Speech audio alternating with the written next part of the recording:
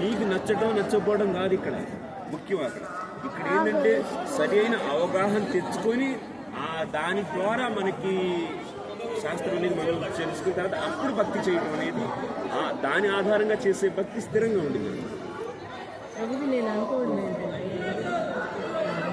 కొన్ని రోజులు వీడి క్లాస్, కొన్ని రోజులు వాళ్ళ క్లాస్, కొన్ని రోజులు వీడి క్లాస్, అలా వింటూ ఏం అవగాహన రాదు.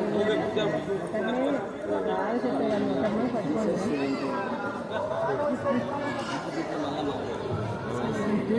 అది కష్టపడుతున్నారు మనకి ఆ మాతాజీ నోట్స్ రాసిస్తాము, మాతాజీ శ్రవణానికి ఇంపార్టెన్స్ ఇస్తాము.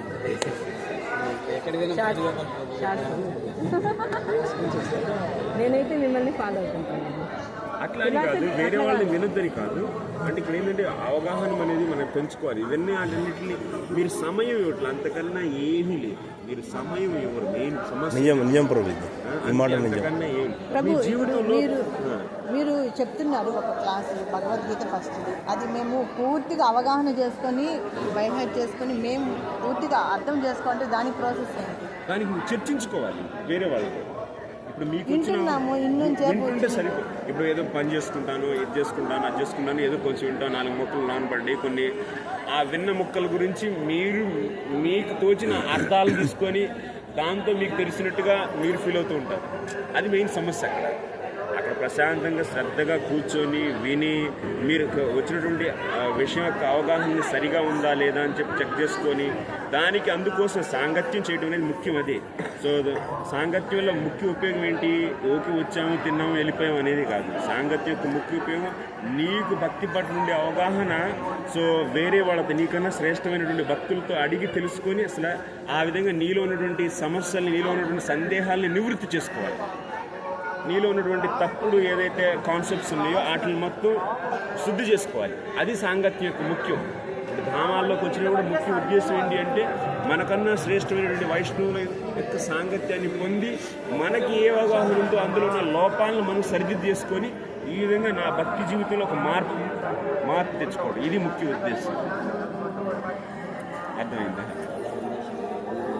కాబట్టి మీరు సాంగత్యం చేయడం అంటే ఏంటంటే ఒక చదువుకున్న విషయాలను చర్చించుకోండి. అలాంటి అవగాహనే లేదు అసలు. జనాలు వస్తారు, ఏం తిన్నాము, ఏంటి, ఇది అది, సో మీ ఇంట్లో ఏంటి, మీరు ఎంత సంపాదించుకున్నారు, మేము ఎంత సంపాదించి నడుస్తూ ఉంటాయి.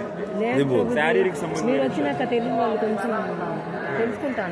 సో ఫిలాసఫీ అంటే ఉన్న విషయాలు మీరు అవగాహన. ఇప్పుడు సపోజ్ ఒక ఇల్లు కొనాలి, ఒక ల్యాండ్ కొనాలి అంటే దాంట్లో ఉన్న మర్మాలన్నీ తెలుసుకునే ప్రయత్నం చేస్తారా లేదా? ఎక్కడ ఏంటి, ఎక్కడ కొనాలి, ఎప్పుడు కొనాలి, ఎట్లా కొనాలి, ఎక్కడ లాభం ఏంటి, ఇందులో ఎవరు మోసం చేస్తారో, మనం దాని నుంచి ఎలా తప్పించుకోవాలి అని అన్నిటి ఎక్కడైతే శ్రద్ధ అనేది ఉందో వినడానికి, సో ఆ పని చేయడానికి మీకు ఇష్టం ఉంటే కనుక మీరేం చేస్తారు? దానికి సంబంధించిన అన్ని దిశల్లోనూ అన్ని కోణాల్లోనూ ఆలోచించి అందులో పర్ఫెక్ట్ నాలెడ్జ్ తెచ్చుకోవడానికి ప్రయత్నం చేసి దాన్ని పర్ఫెక్ట్గా చేయడానికి ట్రై చేస్తారా లేదా? అదే అటువంటిది తీరి ఇక్కడ కూడా అప్లై అవ్వాలి. ఇక్కడ పెట్టాం మనం. ఇదేమనుకుంటామంటే నాకు తెలుసులే, ఏముందిలే. దీనికి చాలా చులకన భావం ఉంటుంది అనమాట. అంటే నాకు తెలుసులే, ఇంక చేసుకుంటాను, నాకు అర్థమైందిలే అనుకుంటా. కానీ అర్థం కాదు. సో అందుకోసం మనిషికి ముఖ్యమైనది అంటే అవగాహన అనేది సరిగా ఉండాలి. అవగాహనే లేదు అసలు. శుద్ధ భక్తి అంటే కూడా తెలియదు అసలు. కర్మార్పణ అంటే కూడా తెలియదు. భక్తిలో రకాలు తెలియదు అసలు. నేను ఎక్కడున్నానో కూడా తెలియదు. ఇక్కడి నుంచి ముందరికి వెళ్ళడానికి ఏం చేయాలో కూడా తెలియదు. ఎన్నేళ్ళు, 10 ఏళ్ళు, 15 ఏళ్ళు, 20 ఏళ్ళు అయిపోతుంది, కానీ జనాల్లో మార్పు రావట్లేదు. ఇది సమస్య. అందుకనే ప్రయత్నం చేస్తున్నాము. మీరు లెక్చర్స్ కూడా వినండి, బాగా విని చర్చించుకోండి. మీకు అర్థం కాని విషయాల్ని మీరు ఒక్కళ్ళు కూడా ప్రశ్న అడగరు. ఎన్ని ఇక్కడ బ్రహ్మచారులు కానీ ఎన్ని టెంపుల్స్ తిరుగుతున్నాము, ఎంతమంది చదువుతున్నాము, ఎవరికంటే రుచి లేదు అసలు. అంటే నీలో మార్పు రావాలి అనేటువంటి అవగాహన లేదు మనుషులు. అట్లాగైతే ఇంకెట్లా వస్తుంది భక్తి? తమాషానా భక్తి అంటే?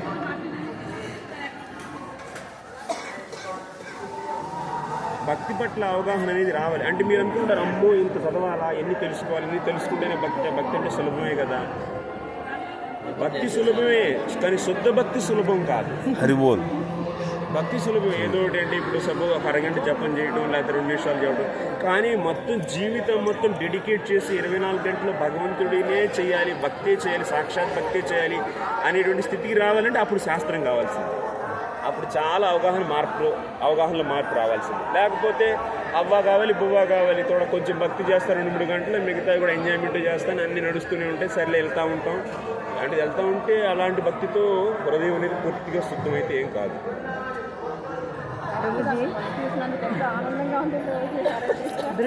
దృఢశ్రద్ధ వచ్చినప్పుడే తెలుసుకుంటాడు ఆ జీవుడు. దృఢశ్రద్ధ వస్తేనే అప్పుడే తెలుసుకుంటాడు ప్రభు నేను ఆత్మని, నేను భగవంతుడి యొక్క సేవకుడిని. దృఢశ్రద్ధ వచ్చినప్పుడే నేను ఇప్పుడు సెల్ఫ్ రిలేషన్ ముఖ్యం కాదు ఇక్కడ, నేను ఆత్మను కాదు భగవంతుడి సేవకుడిని అనేది రియలైజ్ అవ్వడం వేరు. కనీసం శాస్త్రం చదివి దాన్ని పూర్తిగా విశ్వసించాలి. అలా విశ్వసించి ఇంకా నాకు ఇంకా వేరే ఎటువంటి ఉపాధులు అంటే భార్యో భర్తో పిల్లో లేకపోతే కూతో ఇల్లు లేకపోతే ఇంక ఇవన్నీ ఉంటాయి కదా, బ్రాహ్మణుడని క్షత్రియులని ఇదని అదని, ఈ ఉపాధులన్నిటి నుంచి ముక్తమైపోయి ఏకగ్రీవంగా అంటే పూర్తి ఏకాగ్రత భగవంతుడి పట్లే, ఇంకా మాకు భగవంతుడే సర్వస్వం అనేటువంటి, భగవంతుడే నాకు దిక్కు, ఇంకా ఆయన యొక్క భక్తే నాకు జీవితం అనేటువంటి స్థితి రావాలి అంటే లోన ఉన్నటువంటి ఎన్నో సందేహాలు, ఎన్నో మిస్కన్సెప్షన్స్ అన్నీ పోయి వాటిపైన మళ్ళీ శుద్ధ భక్తుడి యొక్క కృప ఉంటేనే అవన్నీ పోయి పూర్తి విశ్వాసం, దృఢ విశ్వాసం కలుగుతుంది. అలాంటి దృఢ విశ్వాసం ఉన్నవాడే నిరంతరం భక్తి చేసి అలా భక్తి యొక్క ఫలితం ఏదైతే ఉందో అంటే సాధన భక్తి యొక్క ఫలితం ప్రేమ భక్తి దాన్ని పొందుతాడు. ఏంటి ఏమి కాళ్ళు ఎప్పుడు పడుతున్నాయా? మీరు ఏం చేసుకున్నారు కాళ్ళకి? బొబ్బలు వచ్చినాయా? చెప్పులు లేకుండా ఎందుకు నడిచారు మీరు?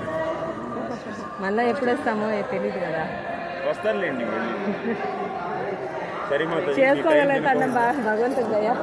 ధన్యవాదాలు మీ అందరికీ. చాలా కృతజ్ఞతలు ప్రభు.